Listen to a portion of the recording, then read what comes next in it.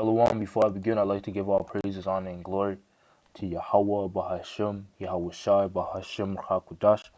Double honors to my teachers, the apostles and elders of Great Millstone that rule well, and that teach well in Shalom, and salutations to the fellow brethren and fellow laborers that are laboring in his work as well. So this lesson that I'm going to be getting into today is just going to be about the injustice of the so-called white man. You know, um, I'm going to title this lesson, the white man's justice, black man's grief. And that's an inspiration from a book that I haven't read. But the title alone tells you what the book is about, man. Just going into the injustice of the so-called white man. His bigotry. You know, but um, that's the spirit that's within the Edomites, which they're known as the Edomites, man. The people that are ruling the earth right now, their biblical nationality and their true nationality is Edom, the nation of Edom.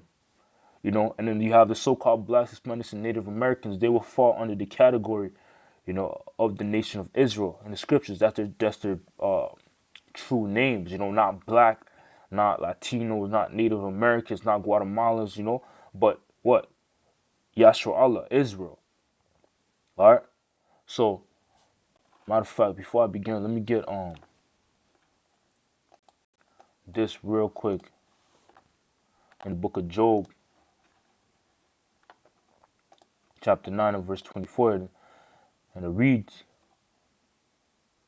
"The earth is given into the hand of the wicked. He covereth the faces of the judges thereof. If not, where and who is he?" So the earth, the rulership of the earth is given into the hand of the wicked. So the wicked are ruling right now. You see that? The wicked are in rulership. You see, and who is the wicked referring to, man? Let me get this. In the book of Malachi, chapter 1 and verse 4, and it says, "Whereas Edom saith, we are impoverished, but we will return and build the desolate places. Thus saith the Lord of hosts, they shall build, but I will throw down, and they shall call them the border of wickedness." So the nation of Edom would be known as the border of wickedness, and the people against whom the Lord Yahweh Ba'ashem Yahushai hath indignation forever. You see, so nation of Edom and wickedness and the border of wickedness is put in the same precept, the same verse, man. Basically just indicating that the nation of Edom is known as the wicked. So when we read Job 9 and 24, when it says the earth is given into the hand of the wicked, it means the earth is given into the hand of the Edomites, man. You see, and that's how you unlock the mysteries of the scriptures, man, by putting a precept upon a precept, a line upon a line, man, and just basically seeing the picture, But we just proved that the nation of Edom are the wicked that the scriptures refer to. Now, when dealing with the wicked, you have to be able to identify which context, is speaking about in the scriptures, because the wicked of the nation of, there's also a wicked known, like the nation of Israel. There's wicked amongst the nation of Israel. There's wicked people, but is this precept referring to them? No. You see, but you just have to be able to filter out what context is what, man. All right. So the earth is given into the hand of the wicked, which are the Edomites. So they're ruling right now, and all power and authority is really given into their hand right now, man. You see, matter of fact, because a king, when a king is governing, he has a particular power, a special type of power that was given to him from on high. You see, so the power to sit on a throne and to be able to decree laws, to be able to issue out, you know, laws, man. That's given to you from Yahweh Bashim Shai.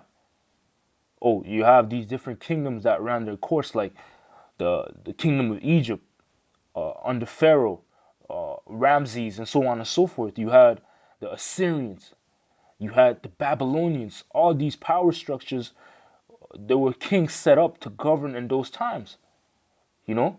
But uh, you know, the Lord was the one that was orchestrating that, you know, for His purpose and His will, trickling down all the way to the kingdom that we're in now, which is the rulership of Edom, you know.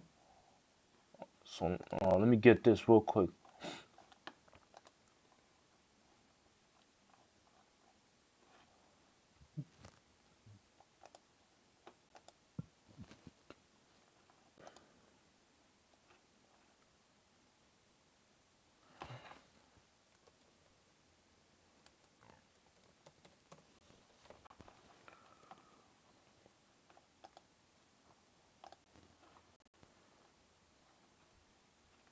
So this is the book of First Ezra, chapter so, chapter 3. I'm gonna jump down to verse. Matter of fact,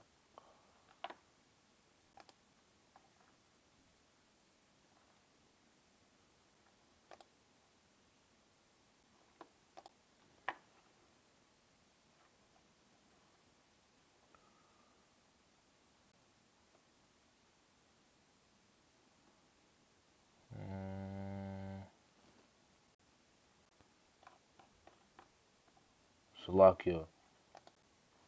There we go. So this is basically a discussion between three wise men. You know, they were basically going having a dialogue to see whose sentence was wisest. The one was the woman, the second was the king, and then I believe the third was the truth. You see? So we're gonna pick up the second because the second goes into how a king has a special type of power, and it was, you know, this type of power is given to you from on high.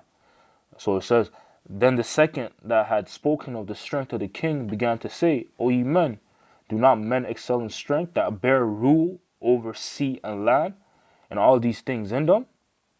But yet the king is more mighty, for he is Lord of all these things, and had dominion over them, and whatsoever he commanded them, they do. You see, so once the king is set up, he has dominion over much things, over land, over people, over cattle.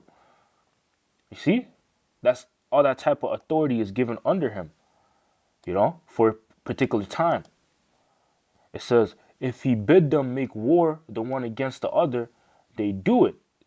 Going into the armies, you know, a king has the ability to an army, man, to start a war and to end a war. If he send them out against the enemies, they go and break down mountains, walls, and towers. They slay and are slain and transgress not the king's commandment.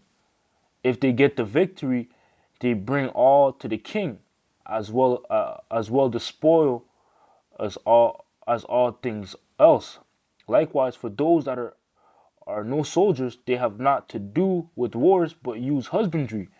When they have reaped again that which they have sown, they bring it to the king and compel one another to pay tribute unto the king. You see, so I'm not gonna get into it completely, but you know, you get the picture.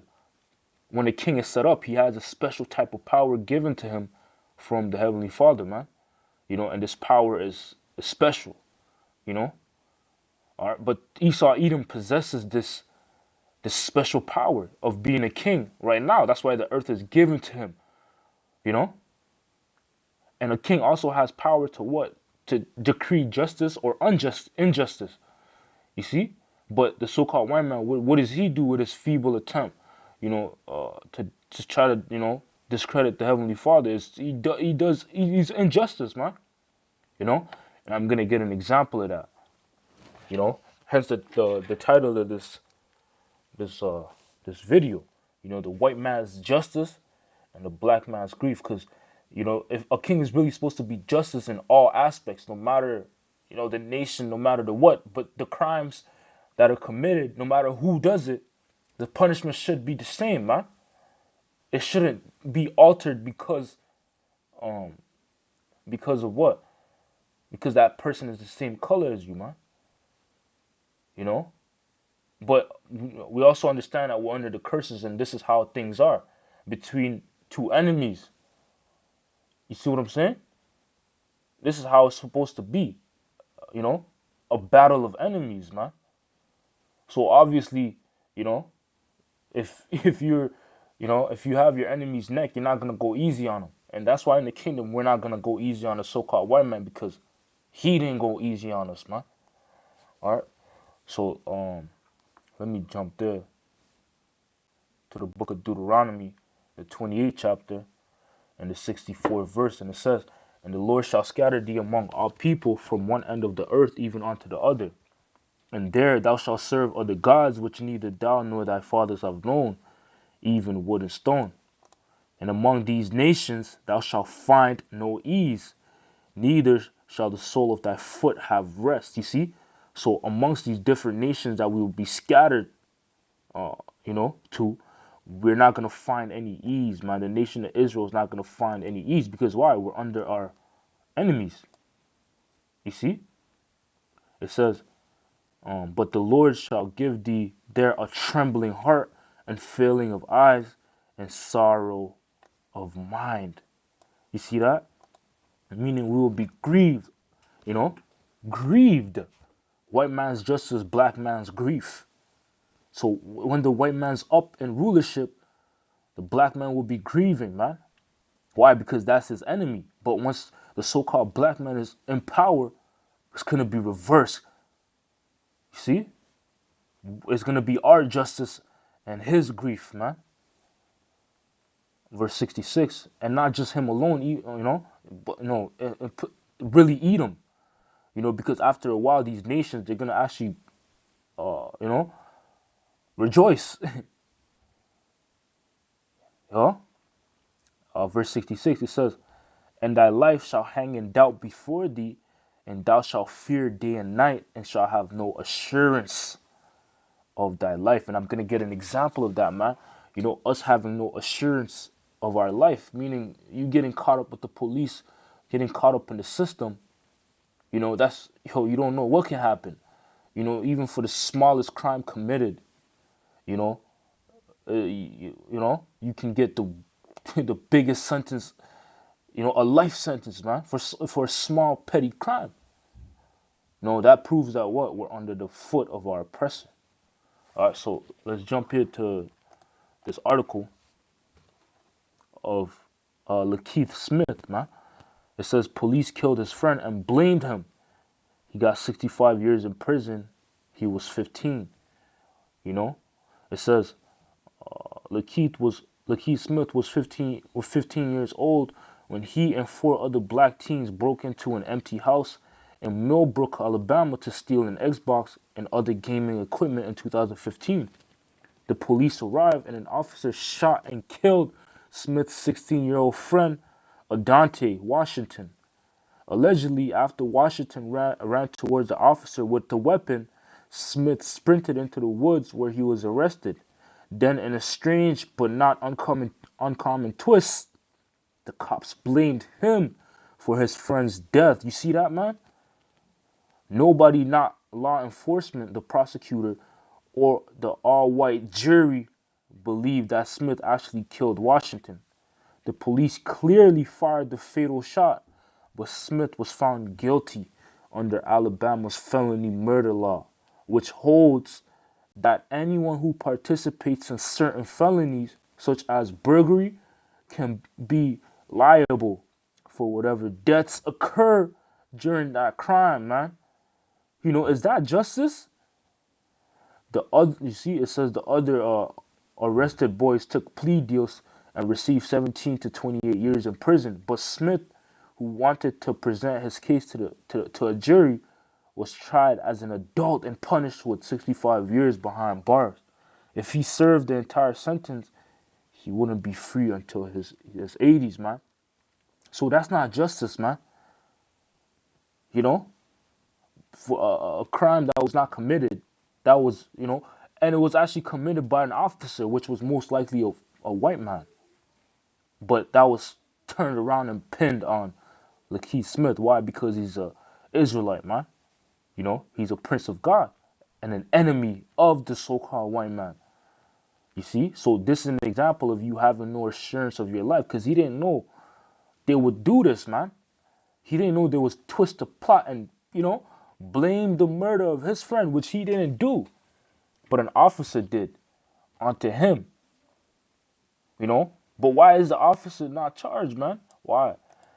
Because this is his world, man. You see? But you see, this a God in heaven, which his name is Yahweh Bashim Shai, that's looking at all these things, looking at the crimes and atrocities of the so-called white man, and they're not gonna go accounted for, man. You see, and that's why when we're set up, the Lord wants us to be like him, to decree justice and judgment, man. Justice meaning just, man. So this is Psalms 89 and verse 14. It says, justice and judgment are the habitation of thy throne. Mercy and truth shall go before thy face. So the Lord Yahweh Bashim Ashai is a fair judge. He's a fair judge.